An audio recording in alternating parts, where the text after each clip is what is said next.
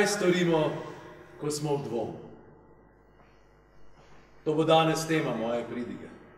Razumem, kaj me sprašujete, sestra. Tudi pridige nastanejo na podlagi nekega vzroka, se vam ne zdi? Mogoče očeta Flina muči dvom? Donalda je odpeljal v župnišče. Zakaj? Ne vem, na pogovor. Na samem. Ja.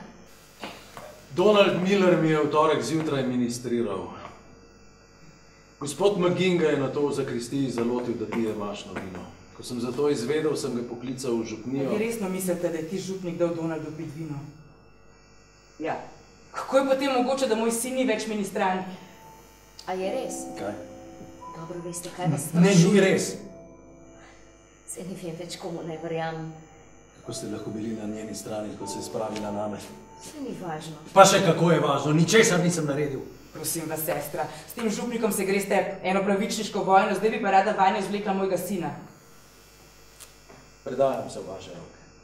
Nočem vas. Zaradi vas bi izgubil vse. Na kocki je moje dobro ime. Muči me dvom.